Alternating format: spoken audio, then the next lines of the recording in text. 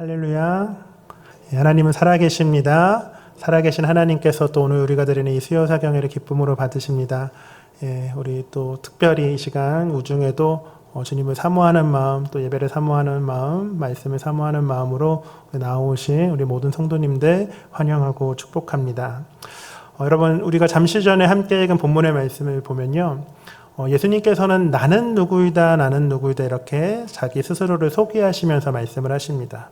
어떻게 소개하시고 어떻게 선언하고 계실까요? 크게 두 가지가 나오죠. 먼저 첫 번째로 나는 양의 문이다 이렇게 말씀하시고요. 또 이어서 다시 예수님께서는 나는 선한 목자라고 그렇게 자신을 말씀하십니다. 다시 말해서요, 이 양의 문이라는 것과 선한 목자라는 것은요, 같은 맥락 속에서 예수님께서 말씀하셨다라는 거예요. 어떤 각각의 다른 사건 속에서 말씀하신 것이 아니라 한 이야기 속에서 먼저 예수님은 스스로를 양의 문이라고 말씀하시고 이후에 선한 목자라고 예수님께서는 그렇게 말씀하셨습니다. 그럼 여러분 한번 질문 드려볼게요. 한번 잘 생각해 보세요. 예수님은 왜 스스로를 양의 문이며 또 선한 목자라고 그렇게 말씀하신 것일까요? 알고 계십니까? 이 내용을 알려면요, 먼저 9장에서부터 이어지는 그런 말씀의 흐름의 내용을 알아야 합니다. 여러분, 9장을 보면요, 우리가 흔히 실로암 맹인이라고 하는, 어떻게 보면 이제 날 때부터 앞을 보지 못하는 그 맹인이 다시 보게 되어지는 그러한 기적을 예수님께서 행하신 내용들이 기록되어져 있습니다. 예수님께서는 이제 땅에 침을 뱉어 진흙을 이겨 눈에 바르시고 그 맹인이 실로암 못에 가서 그것을 씻겨냈을 때 이제 눈이 밝아진 그런 놀라운 이적이 일어났던 것이죠. 아마 이 이야기 잘 알고 계실 것 같아요. 그럼 혹시 그렇게 눈이 밝아진 맹인이 그 이후에 어떻게 되었는지 혹시 여러분 아세요? 그 이후에 우리가 맹인이 눈이 밝아진 것은 실로암 맹인 이야기는 잘 알고 계실 텐데 그 이후에 그 맹인은 어떻게 되었을까요? 바리새인들이요, 눈이 밝아진 그 맹인과 그의 부모를요 불러서 신문하고 눈이 밝아진 맹인을 유대인의 물에서 쫓아냅니다. 출교를 시킨 거예요. 실로암 맹인의 입장에서는 참 복잡한 심정이었을 것입니다. 태어날 때부터 보이지 않았던 그 눈이 보게 된 것은 너무너무 깊은데 단지 내가 안식일에 예수로 인하여서 보게 되었다라는 그 이유만으로 자신이 지금까지 그렇게 믿고 따르던 그러한 바리새인들, 유대교의 지도자들, 그 랍비들이 자신을 죄인 취급하고 심지어 자신을 출교시켰다라는, 그렇게 내쫓았다라는 것에 대해서 크게 실망하고 크게 낭망하였을 것이에요. 눈이 떠진 것은 참 좋기도 한데 그 유대 사회에서 쫓김 당한 것, 출교 당한 것에 대해서는 굉장히 큰 슬픔을 가지고 있었을 것입니다. 복잡 미묘한 기분이었겠죠. 그런데 그렇게 예수님께서는 그렇게 좋기도 하고 슬프기도 한 참 세상에 처음으로 보게 된 그 자를 찾아가 다시 만나주시고 다시 말씀하세요. 그리고 여러 이야기들을 전해주십니다. 그게 바로 9장의 내용이에요. 그리고 이어지는 10장의 내용인데요. 10장 1절부터 6절의 말씀을 보면 예수님께서는 양과 목자 그리고 양의 우리, 그 울타리에 대한 그 비유를 말씀하십니다. 그런데 사람들이 그 예수님의 말씀을요 잘 이해하지 못했던 것 같아요. 그러자 예수님께서는 그 내용을요 다시 한번 좀 길게 설명해 주세요. 그게 어떤 말씀이냐면 바로 오늘 우리가 함께 읽었던 본문의 말씀입니다. 10장 7절부터의 말씀이에요. 사실 예수님께서는요 세상에 비치신 예수님의 그 이적과 표적을 통해서 다시 세상을 보게 된 그 실로암 맹인을 자신들의 유대 사회에서 내쫓으려는, 그렇게 출교시키려는 그런 바리새인들, 그런 유대교 지도자들에게 너희는 참된 목자가 아니라 거짓 목자야, 이런 의미를 가지고 말씀을 하셨던 것이죠. 그런데 그들이 그 예수님의 깊은 뜻을 알아듣지 못했습니다. 그래서 예수님께서는 다시 한번 설명을 해주세요. 자, 그것이 오늘 본문인데요. 오늘 본문 7절의 말씀을 다시 한번 함께 읽어보겠습니다. 다시 예수님께서 무엇이라고 설명해 주시는지 함께 읽어보겠습니다. 7절의 말씀입니다. 시작. 그러므로 예수께서 다시 이르시되 내가 진실로 진실로 너희에게 말하노니 나는 양의 문이라. 여러분, 여기서 양의 문이라는 건 이제 양 울타리의 문을 이야기하는 것입니다. 여러분, 예수님 당시 유대인들은요 어느 집이다 다 양을 키웠습니다. 유대인들뿐만 아니라 고대 근동의 대부분의 사람들은, 대부분의 나라와 민족에서는요 아마도 양을 다 키웠을 것입니다. 그들에게 있어서 양은 굉장히 중요한 삶의 필요였죠. 양의 털로 옷을 만들어서 추운 겨울의 날씨를 이겨내야 하기도 했고, 또 양젖을 통해서 매일의 영양분을 공급받기도 했을 것이고, 때로는 양고기로 단백질을 보충도 했을 것입니다. 집집마다 아무리 어려워도요, 양을 다 몇 마리씩은 키우는 거예요. 그런데 뭐 몇십 마리, 몇백 마리 키우고는 그런 집, 그렇게 부유한 집은 어떨까요? 아마도 울타리도 굉장히 튼튼하게 잘 짓고 전문적으로 그 양을 키우는 양 목자라든지 목동을 들여서 전혀 문제 없이 키웠을 것입니다. 그런데 사실 그 당시에 그런 집이 몇 집이나 있었겠어요. 대부분은 형편이 어렵기 때문에 몇 마리 되지 않는 양을 그렇게 키워야 되는 거예요. 그러다 보니 튼튼한 양 울타리를 지을 수 없죠. 그리고 그 양을 전문적으로 키워줄 목동을 고용할 수도 없습니다. 아무도 대부분 그러지 못했겠죠. 그럼 그런 상황에 있던 사람들은 어떻게 했을까요? 여러 사람들이 모여서 양을 공동으로 키우는 거예요. 공동으로 양을 키웁니다. 함께 힘을 합쳐서 어설프지만 그렇게 높고 튼튼한 양 울타리는 아니지만 그래도 어느 정도 엉성한 양 우리를 만들고 울타리를 만들어서 양을 치는 거예요. 그리고 양을 치는, 전문적으로 치는 그 목동을 고용할 수 없으니 돌아가면서 양의 주인들이 보호하는 것입니다. 그게 그 당시에 이스라엘의 문화였던 것이죠. 그리고 그런 우리들, 어떻게 보면 임시적으로 만든 것이기에 그런 울타리들은요, 양의 그 울타리에 문을 따로 만들지 않는 거예요. 양 울타리의 문을 따로 만들지 않고 그 양 울타리의 입구를 누가 지켰을까요? 목자가 지키는 것이죠. 그런 목자가 지키는 울타리입니다. 그런데 요한복음 이 10장에서 이야기하고 있는 이 양의 울타리가 바로 이런 울타리인 것이죠. 다시 말해 예수님께서는 자신의 그런 양 우리의 튼튼하고 어떻게 보면 버젓한 우리가 아니라 그저 벌판 가운데 임시로 만들어 놓은 그런 양 우리의 문이라고 7절의 말씀을 통해서 우리에게 말씀하시는 것이죠. 아무리 여러분 제가 말로 설명을 드려도 크게 안 와닿으시죠? 그래서 제가 한번 이해하실 수 있는 그림을 한 장 가지고 왔습니다. 이거 한번 봐보세요. 이게 예를 들어서 이제 유대인들의 마을에 설치된 이제 공동 울타리입니다. 우리입니다. 근데 요 사진 그림만 해도 막 돌담이 잘 쌓여 있지만 실제로는 아마 더 어설펐을 거예요. 엉성했을 것입니다. 그리고 그 울타리 안에서는 양떼들이 이제 풀을 뜯고 있죠. 근데 문을 한번 보세요. 어떻게 돼 있을까요? 목자가 지팡이를 탁 짚고 스스로가 문이 되어서 앉아 있습니다. 그렇게 밤새도록 울타리 안에 있는 양들을 지키는 거예요. 저는 어떠한 이야기보다 이제 이 그림이 양의 문이신 예수님을 잘 표현해주는 그런 그림인 것 같습니다. 그럼 여러분, 다시 말씀으로 이제 넘어가기 전에 먼저 양에 대해서 한번 좀 생각해 보면 좋겠어요. 양. 여러분, 양하면 어떤 이미지를 갖고 계세요? 여러분들은 양을 딱 떠올리면 어떤 생각이 드십니까? 아마도 순한, 착한 이런 이미지를 갖고 계신 분들이 많으실까 싶은데요.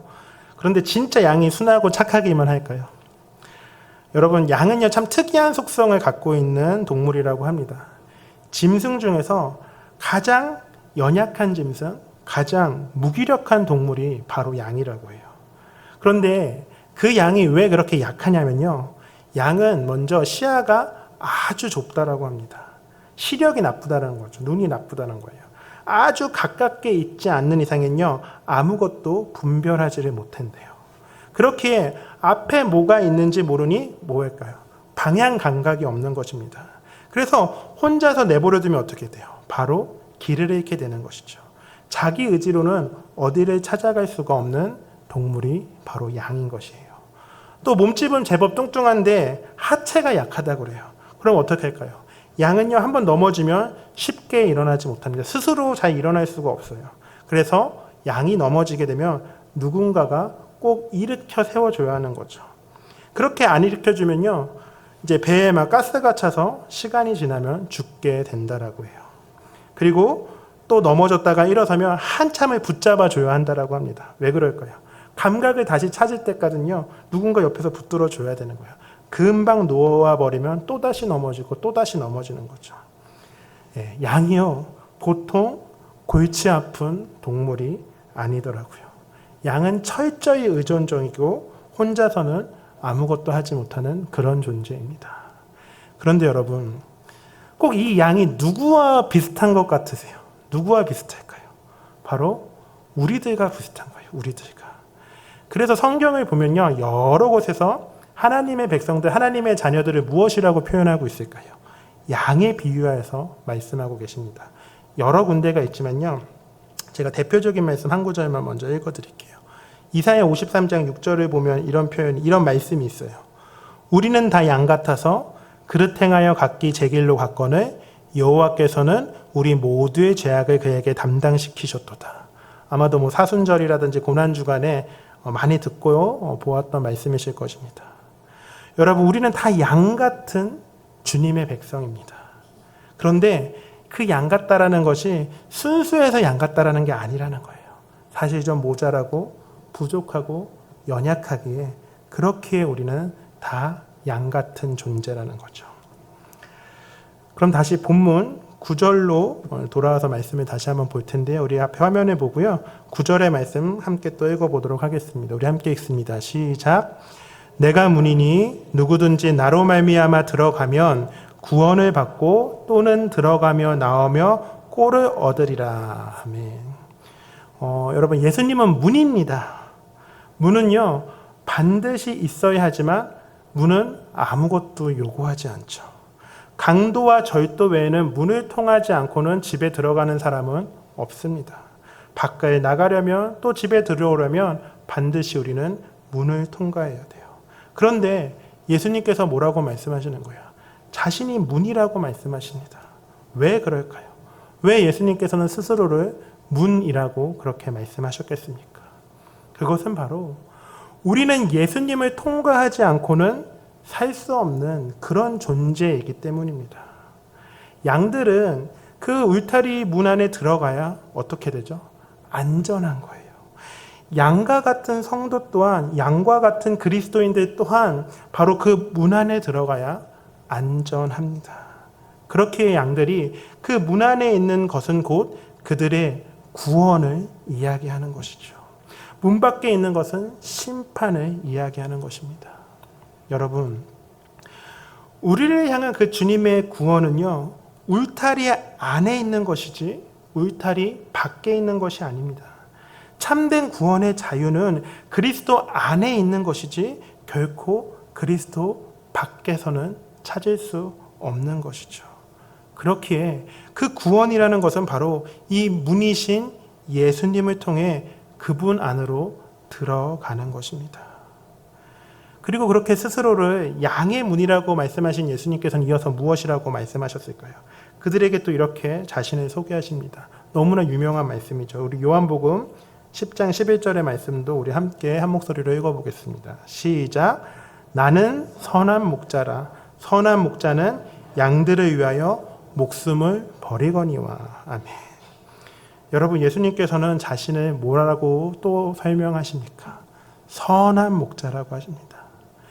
예수님께서는요, 양들을 잘못된 길로 인도하며 심지어 그 양들에게 절도와 강도처럼 해를 끼치는, 그렇게 양들의 것을 약탈해가는 그런 바리새인들을 향해 이렇게 말씀하시는 거예요.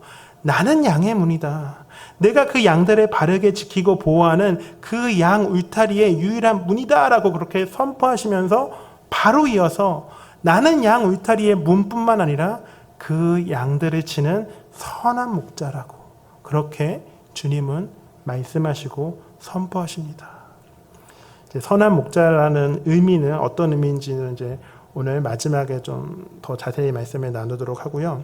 먼저는 좀 또 사꾼에 대해서 좀 이야기를 해보려고 합니다. 이어지는 12절, 13절을 보면 이런 말씀이 있어요. 제가 읽어드리겠습니다. 사꾼은 목자가 아니요 양도 제 양이 아니라 이리가 오는 것을 보면 양을 버리고 달아나나니 이리가 양을 물어가고 또 해치느니라. 달아나는 것은 그가 사꾼인 까닭에 양을 돌보지 아니함이나. 여러분, 삭군하면 어떤 이미지가 떠오르세요? 삭군이라는 그 단어를 했을 때 어떤 이미지가 떠오르십니까? 굉장히 좀 나쁜 사람인 것 같은 그런 느낌이 있으시죠? 근데 제가 이 시간에 그 좀 삭군에 대한 우리가 가지고 있었던 다소 작은 그 오해들을 좀 걷어내 보려고 하는데요. 여러분, 삭군이라고 번역된 헬라어는요, 미스도토스라는 단어입니다. 그런데 그 단어를 이제 해석을 해보면 일꾼 혹은 이제 품꾼이라는 그런 의미를 가지고 있더라고요. 일꾼, 품꾼. 이제 이런 거죠. 고용이 돼서 어떤 대가를 받고 일하는 사람을 의미하는 단어입니다. 여러분, 한번 그러면 잘 한번 생각해 보세요. 고용이 돼서 그에 맞는 삭스를 받고 일당을 받고 일을 하는 사람은 나쁜 사람인가요? 좋은 사람인가요? 그냥 한번 상식적으로 생각해 보세요. 어떤 일당을 받고 그에 합당한 일을 하는 사람들은 나쁜 사람이 아니죠. 매우 정상적인 사람입니다. 요즘에 사실 뭐 자기가 원하는 일이나 편한 일 아니면 요즘엔 또 잘 안 하려고 하잖아요. 그런데 어쨌든 일당을 받고 그거에 마땅히 밤새서 양을 지켜줘요. 그럼 양 주인의 입장에서는 감사한 일 아닐까요? 그들이 아니면 대신 자기가 밤새 양을 지켜야 하는데 일당을 주어 그들의 일당을 받기는 했지만 어쨌든 그 양을 대신 지켜주기에 저 같으면 굉장히 고마울 것 같습니다. 그런데 문제가 있는 거예요, 문제. 그 문제가 뭐냐면 낮에는 양들을 향한 큰 위협이 없는데 밤만 되면 양들을 노리는 존재가 있는 거죠. 먼저 양을 훔쳐가려는 도둑들이 있습니다. 강도들이 있어요. 울타리에 펜스가 쳐 있지만 부실하기 때문에 언제든지 마음만 먹으면 그 울타리를 넘어서 양들을 훔쳐갈 수 있습니다. 또 무엇이 있을까요? 양들을 잡아가려는 맹수가 있는 거예요. 성경의 표현으로는 일이라고 되어 있죠. 그럼 한번 잘 생각해 보세요. 밤에 양떼들을 지키고 있는데요. 저쪽에서는 양을 훔쳐가려는 막 강도의 무리가 옵니다. 또 반대쪽에서는요, 양을 물어가려는 막 짐승들의 이리떼들이 어슬렁어슬렁 오고 있어요. 만약 그런 상황이라면 여러분들은 어떻게 하시겠습니까? 그 상황에서 여러분들이 그 양을 지키고 있는 목동이라면, 목자라면 어떻게 하시겠어요? 이 한 목숨 죽더라도 내가 끝까지 양을 지켜야지. 그렇게 지키시겠습니까? 한번 솔직해지시자고요. 정말 그렇게 지키시겠어요? 솔직히 도망가지 않겠습니까? 아무리 양이 중요하지만 뭐가 더 중요해요? 내 목숨이 더 중요한 거죠. 내 목숨보다는 아무리 양이 중요해도 더 중요할 수는 없습니다. 내게 책임감을 가지고 강도 한 명 정도는, 이리 한 마리 정도는 어떻게든 대적을 해보겠지만 강도가 때로 오고 이리가 때로 오면요, 무슨 수로 그것들을 막아내고 양들을 지키고 보호할 수 있겠습니까? 여러분, 삭군은요, 나쁜 사람이 아니라 그냥 평범하고 지극히 정상적인 사람입니다. 삭군을 너무 나쁘게만 생각하지 말아주시면 좋겠어요. 그럼 왜 예수님은 삭군은 목자가 아니라고 말씀하셨을까요? 이건 말 그대로인 거죠. 이 말씀의 의미는요, 예수님만이 목자라는 거예요.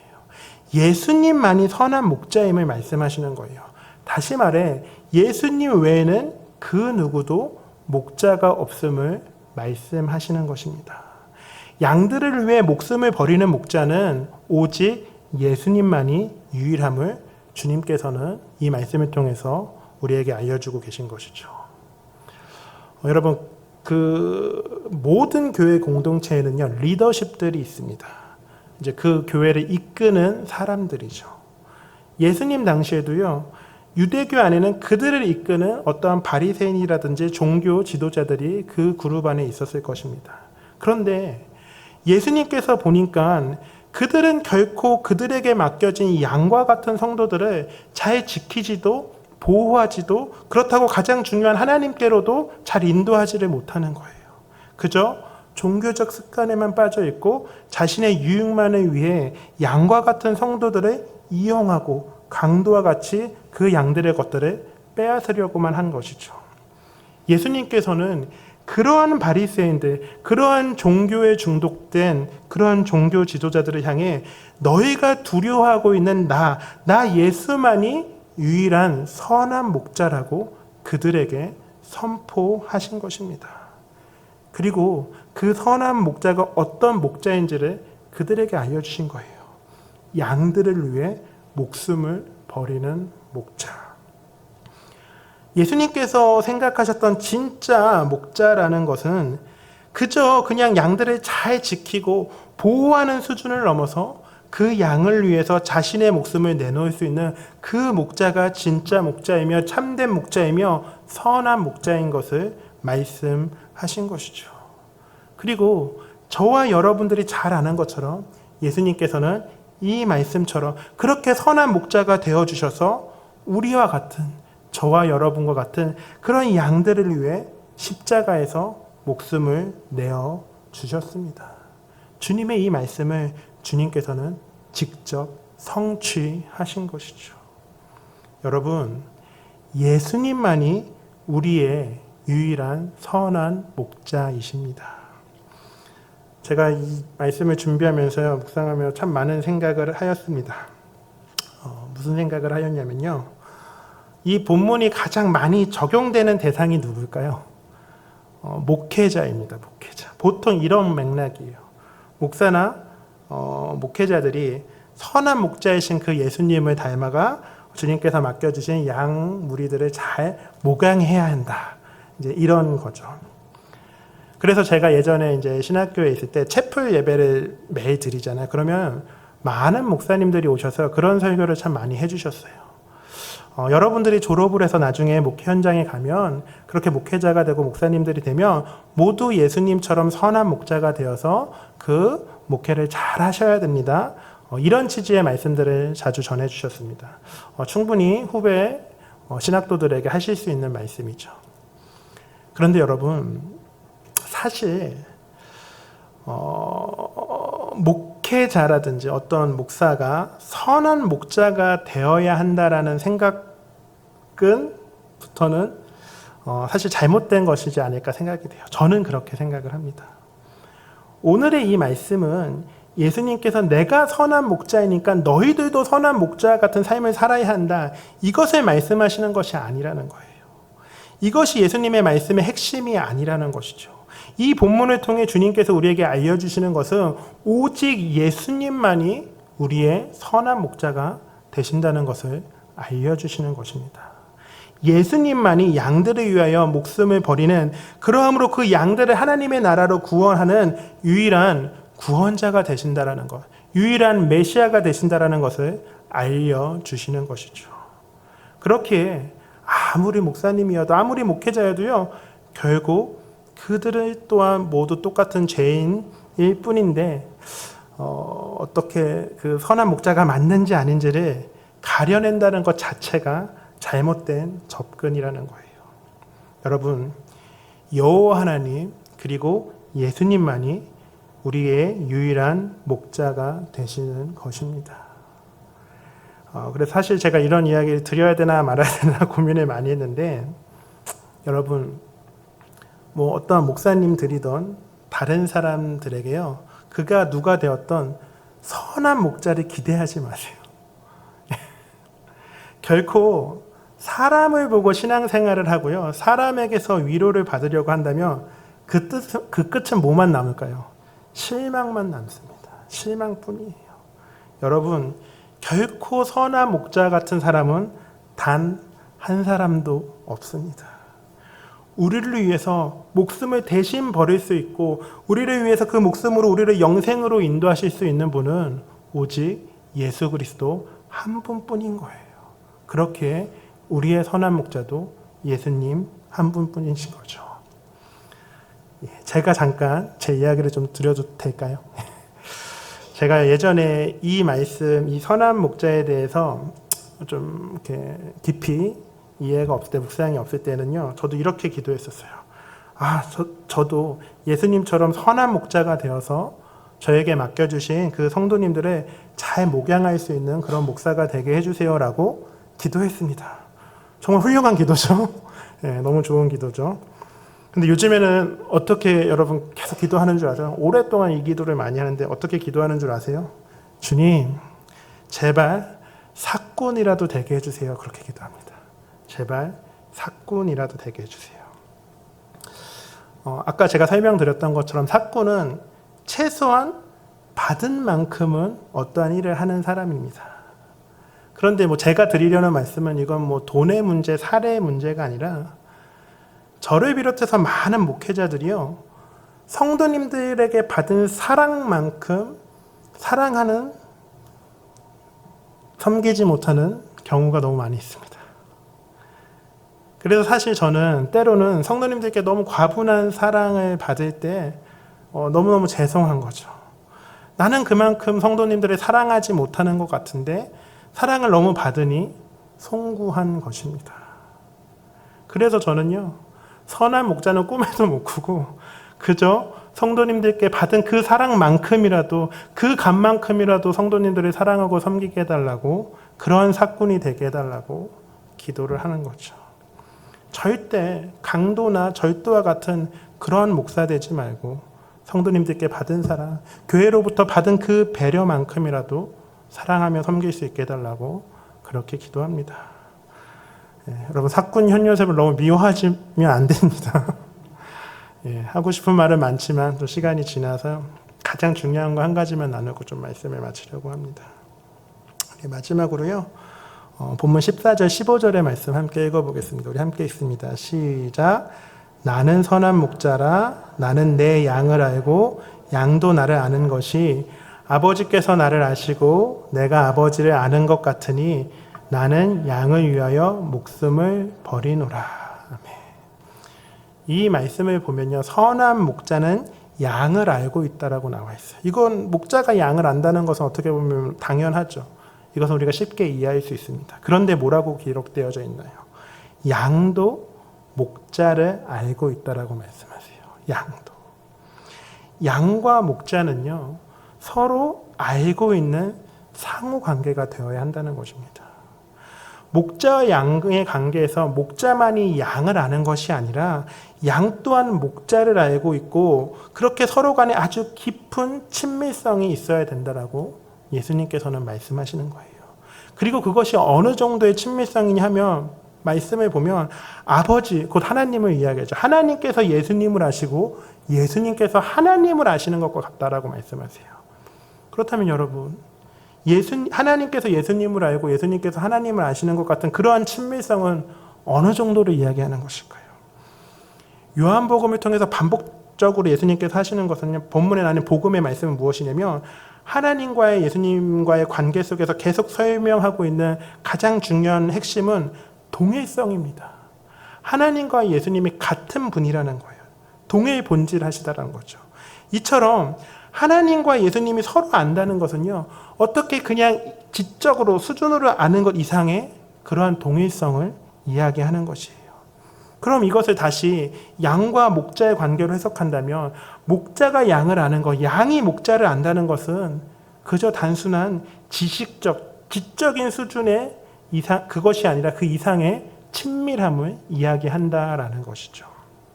이것이 곧 선한 목자이신 그 주님과 양과 같은 우리의 관계인 것입니다.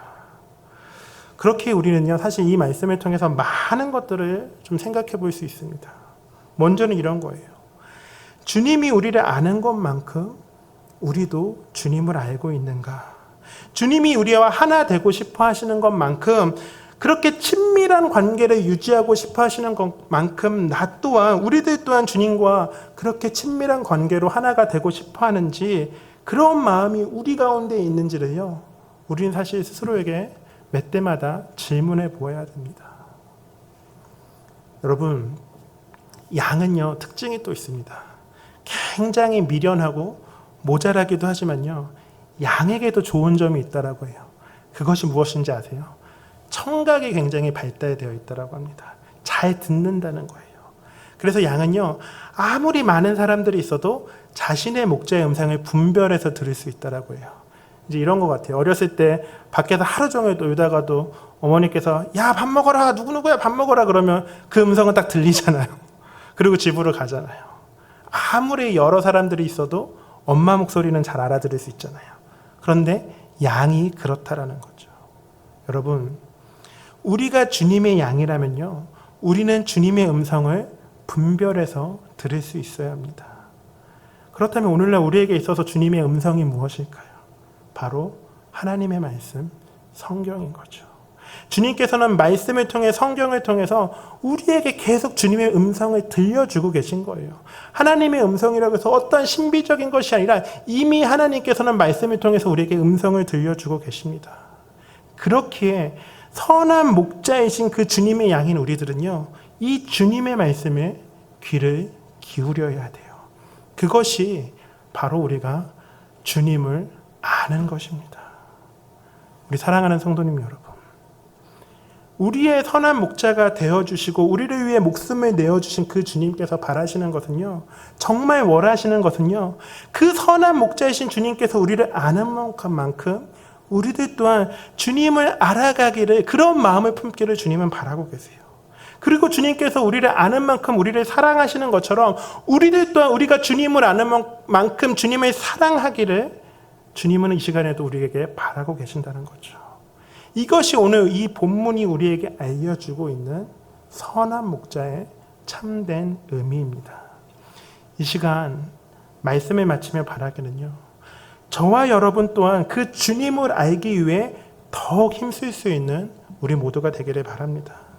그리고 그렇게 우리가 주님을 더욱더 알아가며 그 예수님을 알아가며 그것으로 그쳐지는 것이 아니라 그 주님을 더욱더 사랑하게 되고 우리와의 그 관계가, 하나님과의 관계, 예수님과의 관계가 어떤 일방적인 사랑, 일방적인 암이 아니라 하나님께서 예수님을 알고 예수님께서 하나님을 아는 것 같이 우리들 또한 주님을 알고 주님 또한 우리를 알아가는 그런 상호 친밀한 관계가 되어질 수 있는 저와 우리 모든 성도님들 되시기를 이 시간 간절히 소망하며 축원합니다.